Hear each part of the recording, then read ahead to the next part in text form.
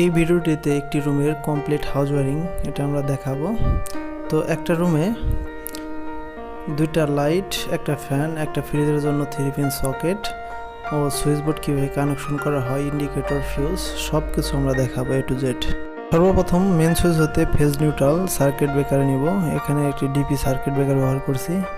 তো নিউট্রাল টানা শেষ, এবার ফেজ টানবো। তো এই ফেজটাকে সর্বপ্রথম কাট আউটে নিয়ে যেতে হবে। ফেজ আউট সরাসরি আমরা কাট আউটে নিয়ে যাব। ওকে, আমরা কাট আউটে লাগিয়ে দিই। তো কাট আউটের এক প্রান্তে লাগিয়ে দিলাম। কাট আউটের অপর প্রান্ত হতে সুইচ বোর্ডের সবগুলো একসাথে শর্ট করে দেব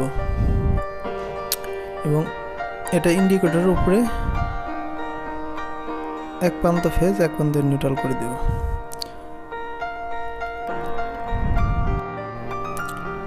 তো কারেন্ট থাকলে যেন আমরা বুঝতে পারি সেজন্য একটা ইন্ডিকেটর ব্যবহার করছি। তো ইন্ডিকেটর একটা ফেজ দিছি আর একটা নিউট্রাল দিতে হবে।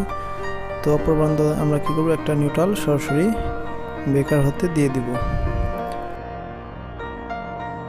সুইচ হতে একটা লাইন নিয়ে আমরা কি করব, হোল্ডারে দিয়ে দেব।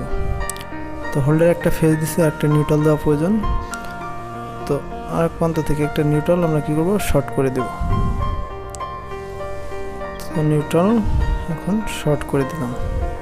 তো হোল্ডারে ফেজ নিউট্রাল কমপ্লিট। এবার ফ্যানে একটা সুইচ হতে একটা লাইন নিয়ে আমরা ফ্যানে দিয়ে দিব এবং ফ্যানের অপর প্রান্ত আমরা নিউট্রাল দিতে হবে।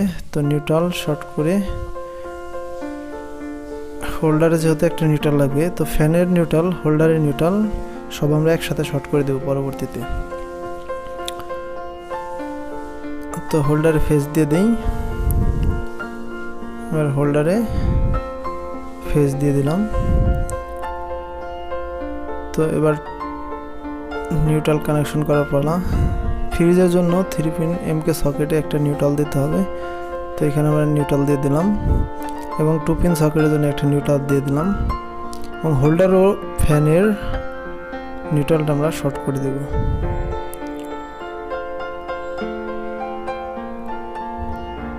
তো এবার শর্ট করে দিলাম।